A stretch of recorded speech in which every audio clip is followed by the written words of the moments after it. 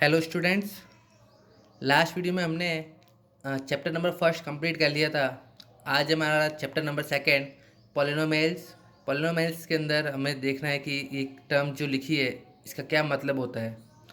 तो हमने लास्ट जो पिछली क्लास थी उसके अंदर कुछ एक्सप्रेशन हमने पढ़ी हुई है, जैसे कि हमने एक एल्जेब्रिक एक्सप्रेशन लिख दी है यहाँ पे 3x² + 2xy + y² + 3।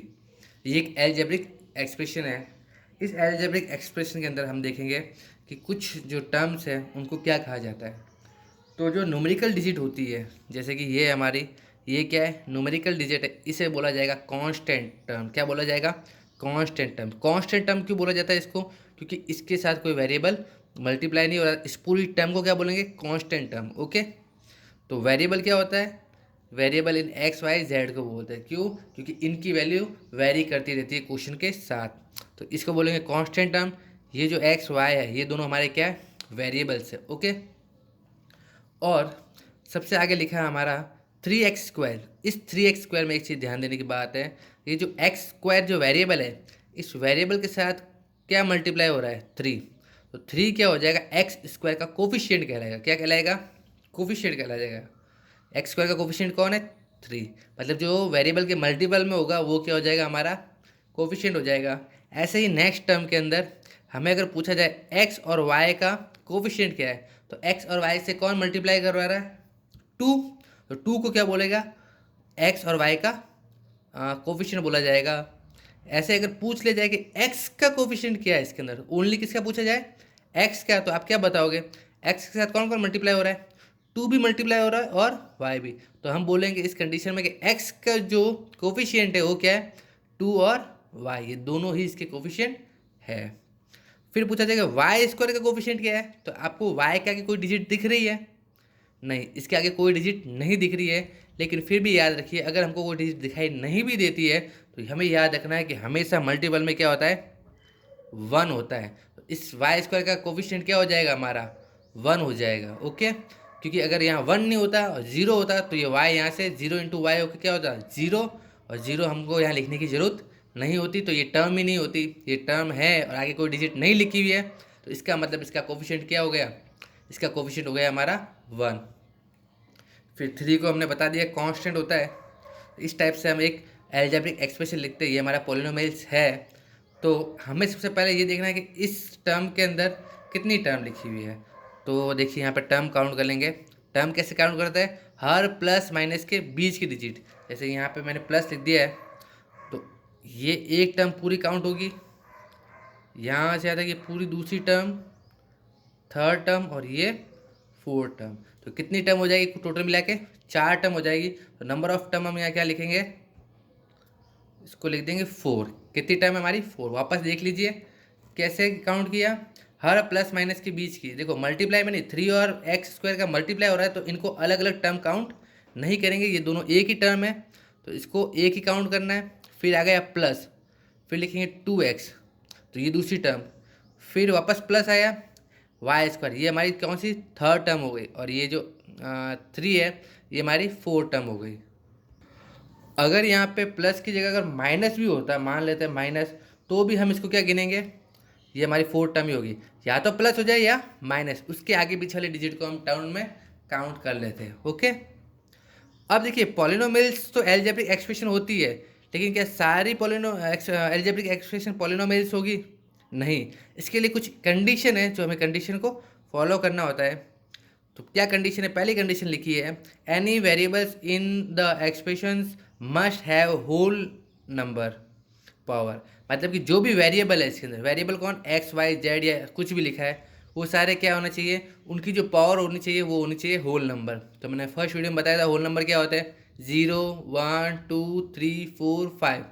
तो होल नंबर होना चाहिए। जैसे एग्जाम्पल लिख दिया यहाँ पे x⁻² + 3x। तो यहाँ पे जो वेरिएबल x है इसकी पावर कितनी है? 2। 2 कैसा एक होल नंबर है। ओके। यहाँ पे लिख दिया 3x, तो x की पावर यहाँ पे क्या हो गई? वापस 1।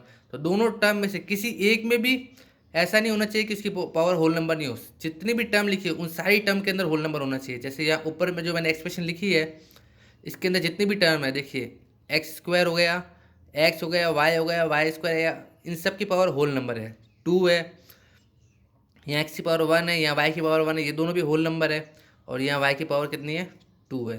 तो ये सारा क्या है, एक होल नंबर है। ओके, तो ये पॉलिनोमियल्स होने के लिए ज़रूरी है कि जो भी हम एक्सप्रेशन लिखते हैं उसके अंदर जो वेरिएबल है उसकी पावर हमेशा होल नंबर होना ज़रूरी है। दूसरी कंडीशन है, it must contain no square root of variable.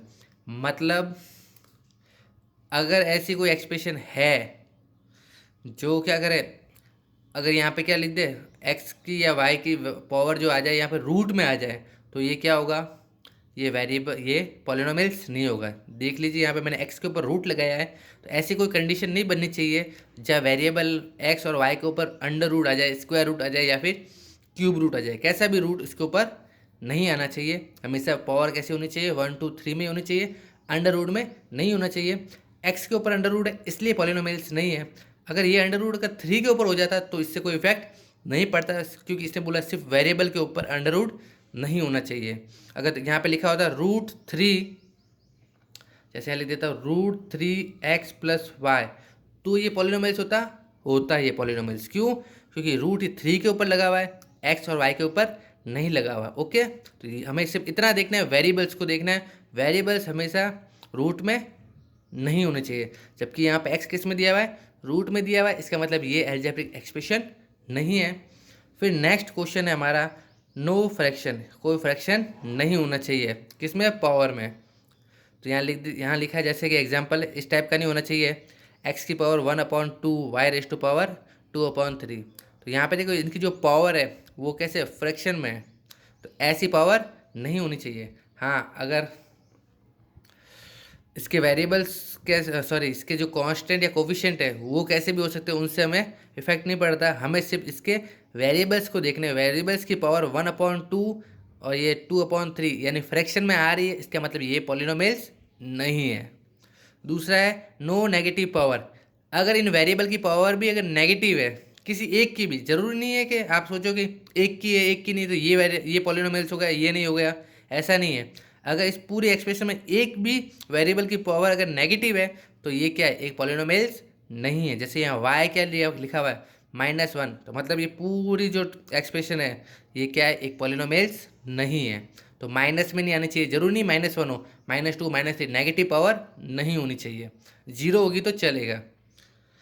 No variable in the denominator of any fraction, किसी भी फ्रैक्शन में ये डिनोमिनेटर में नहीं होना चाहिए। जैसे यहाँ लिख दी एक्सप्रेशन x+1/x, तो यहाँ पे तो x की पावर कितनी है, 1 है, लेकिन यहाँ पे जो x की पावर 1 तो है, लेकिन ये x किस में आया हुआ है, डिनोमिनेटर में आया हुआ है, तो ये क्या होगा, एक फ्रैक्शन बन गया है, तो ये हमारा एक पॉलिनोमियल्स नहीं होगा। पॉलिनोमियल्स के लिए ज़रूरी है कि x की पावर हमेशा कैसी रहे, होल नंबर हो, इसके ऊपर ना तो कोई अंडर रूट हो, ना ये कोई डिनोमिनेटर में हो जाए, ना ही पावर नेगेटिव हो, या तो 0 1 2 3 ही इसकी पावर होनी चाहिए। ओके, अब हमें देखना है कि ये पॉलिनोमियल्स होते हैं वो कितने टाइप के होते हैं। तो हमारी जो बुक्स में है उसके अकॉर्डिंग हम देख लेते हैं, types of polynomials according to term. Term के आधार पर हम क्या बताएंगे, पॉलिनोमियल्स कितने टाइप्स के होते हैं। तो सबसे पहले है मोनोमियल्स। मोनोमियल्स का मतलब क्या होगा, अ पॉलिनोमियल हैविंग 1 टर्म, एक पॉलिनोमियल जिसके पास के कितनी टर्म होती है, ओनली एक टर्म होती है। जैसे यहाँ हमने सिर्फ लिख दिया 2x, प्लस और माइनस में कुछ नहीं आएगा। दूसरा हमने एक और एग्जांपल ले लिया 3x², तो इनमें सिर्फ एक एक टर्म ही है। देख लीजिए यहाँ पे सिर्फ एक टर्म है, प्लस में और माइनस में कोई दूसरी टर्म हमने नहीं लिखी है।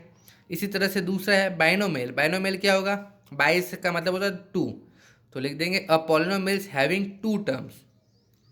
मतलब जिस पॉलिनोमियल्स के अंदर 2 टर्म होती है उसको हम क्या बोलते हैं, बाइनोमियल्स बोलते हैं। जैसे एग्जांपल लिख दिया 4x+3, तो यहाँ पे देखिए कितनी टर्म है, 1 और 2। अब ये मैटर नहीं करता कि x की पावर कितनी है, हमें सिर्फ इतना ही देखना है कि इनकी जो टर्म है वो कितनी होनी चाहिए, 2। अब पावर x की कितनी है उससे हमें कोई इफेक्ट नहीं पड़ेगा, बस टर्म 2 होनी चाहिए हमारी। फिर क्वेश्चन नंबर है थर्ड टाइप है हमारा ट्राइनोमियल्स। ट्राइनोमियल्स के अंदर क्या होता है, अ पॉलिनोमियल्स हैविंग द 3 टर्म, एक ऐसा पॉलिनोमियल जिसकी कितनी टर्म हो, 3 टर्म हो। एग्जाम्पल लिख दिया है जैसे 2x² + x + 1, तो कितनी टर्म हो गई, देखिए यहाँ पे 1 2 3। ओके, कितनी टर्म हो गई है, 3 टर्म हो गई है।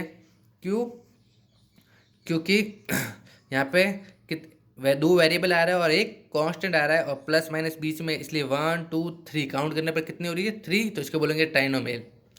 एक फोर्थ है हमारा जीरो पॉलिनोमियल। जीरो पॉलिनोमियल्स क्या बोलते हैं, उसको बोला जाएगा जहाँ पे क्या आ जाए वैल्यू जीरो, मतलब कि कोई एक्स वाई जेड नहीं है, अगर जीरो लिखा है उसको बोलेंगे हम जीरो पॉलिनोमियल्स, ओनली जीरो आना चाहिए। ओके, फिर डिग्री देखनी है हमने किसी भी पॉलिनोमियल्स की डिग्री क्या होती है। तो डिग्री ऑफ पॉलिनोमियल्स तो क्या होगा, the highest power of variable 3x² plus 4x² minus 8x plus 10, तो यहाँ पे इसको 3 कर देते हैं। तो देखिए यहाँ पे पॉलिनोमियल्स के अंदर जो इसकी हाईएस्ट डिग्री है, हाईएस्ट पावर है, वो इसकी क्या कहलाती है, डिग्री कहलाती है। तो सबसे बड़ी वेरिएबल की पावर क्या है इसकी, ये 1, यहाँ पे x है, हाँ x है, यहाँ पे नहीं दिख रहा है, क्यों, क्योंकि x की पावर क्या है यहाँ पे 0। याद रखना कि कांस्टेंट के अंदर हमेशा x की पावर 0 होती है। 0 से क्या मतलब होता है, हम जानते हैं x की पावर 0, इसका मतलब क्या है, इसकी वैल्यू कितनी होती है 1, और 1 को किसी भी कांस्टेंट में मल्टीप्लाई करोगे तो वो का वही आ जाएगा। यानी कांस्टेंट के अंदर हमेशा x की पावर कितनी होती है 0 होती है, याद रखिएगा, क्वेश्चन पूछा जा सकता है। तो यहाँ पे x की पावर 0, यहाँ पे x की पावर कितनी है, कुछ नहीं दिखाई दे रहा ऊपर, इसका मतलब क्या है, इसकी पावर हो गई 1, इसकी यहाँ पे 2, और x की पावर यहाँ पे क्या हो गई 3। पावर को देखना है, आगे वाले कोफिशिएंट को मत देखिएगा। तो पावर सबसे बड़ी कौन सी है 3, जो सबसे बड़ी पावर है वही इस एक्सप्रेशन की क्या होगी डिग्री होगी, तो इसकी डिग्री क्या हो गई 3। अब हमें देखना है types of polynomials according two degree. Degree के अकॉर्डिंग हमको पॉलिनोमियल्स के टाइप्स देखने हैं। तो सबसे पहले है कांस्टेंट पॉलिनोमियल्स। कांस्टेंट पॉलिनोमियल्स के अंदर क्या होता है, डिग्री 0 होती है। किसकी, यहाँ डिग्री से मेरा मतलब है वेरिएबल का। ओके, तो जैसे मैंने यहाँ पे बताया था, यहाँ पे कोई नहीं था x, तो क्या किया था हमने बता दिया था कि यहाँ x की पावर कितनी है 0। क्यों, x की पावर 0 की वैल्यू कितनी होती है 1, और 1 का वापस 10 में मल्टीप्लाई करेंगे तो 10 ही आएगा, इसलिए यहाँ पे x नहीं लिखा जाता। ओके, तो जब भी x की पावर अगर 0 हो जाए या मैक्सिमम पावर, तो वो क्या होगा, एक कांस्टेंट पॉलिनोमियल्स होगा। जैसे हमने यहाँ पे कोई लिख दिया 3 है, या फिर 4 लिख दे, या फिर 7 लिख दे, तो ये सब क्या है, कांस्टेंट पॉलिनोमियल्स है। फिर है लीनियर पॉलिनोमियल्स। लीनियर पॉलिनोमियल्स का मतलब है जो हमारी जो डिग्री है वो कितनी होनी चाहिए, वो 1 होनी चाहिए। जैसे x प्लस 2, तो इसमें देखो x की हाईएस्ट पावर क्या है 1 है, तो हाईएस्ट पावर ही हमारी डिग्री होती है, तो ये क्या हो जाएगी, एक लीनियर इक्वेशन हो जाएगी। तो अगर आप ये मत सोचिए कि वेरिएबल एक हो, आप इसको ऐसा भी लिख सकते हैं x प्लस वाई। वेरिएबल दो भी होंगे तो कोई प्रॉब्लम नहीं है, क्यों, दोनों के ऊपर इनकी सेपरेट पावर भी मैक्सिमम कितनी है 1 ही है, तो हमें सिर्फ पावर 1 ही रखना है बस। फिर एक क्वाड्रेटिक पॉलिनोमियल्स। क्वाड्रेटिक पॉलिनोमियल्स क्या है, डिग्री इज सेक 2, इसकी क्या होनी चाहिए, क्वाड्रेटिक पॉलिनोमियल्स के अंदर इसकी जो डिग्री है वो कितनी होनी चाहिए 2 होनी चाहिए। जैसे हमने एग्जांपल लिया 2x² प्लस x प्लस 1, तो सबसे बड़ी पावर क्या है हमारी 2। जब भी इसकी पावर मैक्सिमम 2 हो तो डिग्री कितनी हो जाएगी 2, और डिग्री 2 होने पर इसको हम बोलेंगे क्वाड्रेटिक पॉलिनोमियल्स। क्यूबिक पॉलिनोमियल्स, अब आप नाम से समझ गए होंगे कि क्यूबिक का मतलब क्या है, इसकी जो डिग्री होनी चाहिए वो कितनी होनी चाहिए 3। तो एग्जांपल है इसका 3x² plus 5x² minus x plus 6, तो मैक्सिमम पावर क्या है इसकी 3, तो इसको क्या बोला जाएगा क्यूबिक पॉलिनोमियल्स। फिर फिफ्थ हमने लिख दिया है बाई क्वाड्रेटिक पॉलिनोमियल्स, डिग्री कितनी होनी चाहिए इसकी 4, यानी मैक्सिमम पावर x की क्या होनी चाहिए 4। तो यहाँ एक चीज़ ध्यान देने वाली बात है, ज़रूरी नहीं कि टर्म x में ही आए, x और y दोनों में भी आ सकती है, लेकिन इसकी जो पावर है वो मैक्सिमम कितनी होनी चाहिए 4 होनी चाहिए। एक चीज़ बतानी रह गई थी पीछे, अगर कहीं पे भी इस टाइप से डिजिट लिखी हुई आ जाए कि 3x² y प्लस 4xy² एक प्लस 7, तो हमें इसकी डिग्री काउंट करनी है। तो हम यहाँ पे देखेंगे x की पावर तो 2 है, लेकिन यहाँ पे मल्टीप्लाई क्या हो रहा है, ये मल्टीप्लाई y भी हो रहा है। तो अब इसकी डिग्री कैसे फाइंड करेंगे, तो हम यहाँ देखेंगे कि इसकी पावर कितनी है 2 और इसकी पावर कितनी है 1, टोटल कितनी होती है 3। जब मल्टीप्लाई में होती है तो दोनों की पावर को आप ऐड कर लीजिए, यहाँ पे कितना बन रहा है 3, ऐसे ही यहाँ पे भी हम ऐड कर ले तो कितना आ रहा है 3, तो इसकी डिग्री हम क्या लिखेंगे 3। ध्यान रखना अगर दो अलग अलग वेरिएबल मल्टीप्लाई हो रहे हैं तो उन दोनों की पावर को ऐड कर दीजिए, आपको पता चल जाएगा उनकी डिग्री कितनी है। आज का आपका होमवर्क रहेगा एक्सरसाइज 2.1, जिसका फर्स्ट क्वेश्चन है which of the following expressions are polynomials in one variable and which not, state reason for your answer. आपको ये बताना है जैसे कि ये जो एक्सप्रेशन दे रखी है, ये एक्सप्रेशन पॉलिनोमियल्स है या नहीं है, वन वेरिएबल में है या टू वेरिएबल में, तो ये आपको बताना है। तो ये जो क्वेश्चन है ये हमने अभी पिछली जो थोड़ी देर पहले हमने बात की थी उसके अंदर पूरा बताया था कि कौन सी चीज़ पॉलिनोमियल्स हो सकती है, कौन सी नहीं हो सकती, उसकी कुछ कंडीशन दे रखी थी। तो हम यहाँ पे देख लेते हैं। जैसे लिखा है 4x² - 3x + 7, तो क्या लिखेंगे, इसकी सबकी पावर होल नंबर है, x की पावर 2 है, यहाँ 1 है, तो एक होल नंबर होता है। तो हम लिखेंगे yes it is a polynomials in one variable. One variable में क्यों लिखा, क्योंकि यहाँ पे ओनली क्या आ रहा है, x आ रहा है, तो यानी ये एक वेरिएबल है और ये पॉलिनोमियल्स भी है। क्यों, क्योंकि इसकी जो x की पावर है वो क्या है, एक होल नंबर है। ठीक है, फिर सेकंड क्वेश्चन आप कर लीजिएगा। थर्ड क्वेश्चन में देखिए यहाँ पे वेरिएबल आपको दिख रहा होगा t, तो यहाँ पे क्या लिखेंगे 3√t + t and √2। तो हमने कंडीशन पढ़ी थी पॉलिनोमियल्स की कि अगर वेरिएबल के ऊपर रूट आ जाता है, अंडर रूट आ जाएगा, तो ये पॉलिनोमियल्स नहीं होगा। तो यहाँ पर t के ऊपर क्या आ रहा है, अंडर रूट आ रहा है, तो इस वजह से ये क्या होगा, it is not a polynomials. क्यों नहीं है, क्योंकि t के ऊपर क्या है, अंडर रूट आ गया है। वैसे फोर्थ वाला है वो भी देखिए क्या है, y अपॉन में आ गया है। फिर यहाँ पे देखिए, यहाँ पे पॉलिनोमियल्स है या नहीं है, पावर सारी होल नंबर है, लेकिन क्या है, वन वेरिएबल में है या नहीं है, नहीं। हम क्या लिखेंगे, इन थ्री वेरिएबल, तो लिख देंगे polynomials in three variable. Question number second है the coefficient of x² in each of the following. ये जो भी नंबर दे रखे हैं उसके अंदर आपको सिर्फ क्या बताना है, x² का कोफिशिएंट बताना है। कोफिशिएंट मतलब x² से कोई मल्टीप्लाई हुआ है। जैसे यहाँ पे ये एक्सप्रेशन उल्टी लिख दी है। जनरली हम जब भी एक्सप्रेशन लिखते हैं तो बड़ी पावर को सबसे पहले, फिर उससे छोटी पावर, फिर उससे छोटी पावर, इस टाइप से लिखते हैं। तो लेकिन ये x² से बीच में लिख दिया है, तो हमको बताना है कि x² का मल्टीप्लाई क्या हो रहा है। तो मैंने अभी थोड़ी देर पहले बताया था, अगर आपको मल्टीप्लाई में कुछ नहीं दिख रहा है तो इसका मतलब यहाँ मल्टीप्लाई क्या हो रहा है, 1 हो रहा है। ओके, सेकंड क्वेश्चन आपको थोड़ा कंफ्यूज कर सकता है। जैसे यहाँ लिखा है x², आगे क्या आया, माइनस आया है।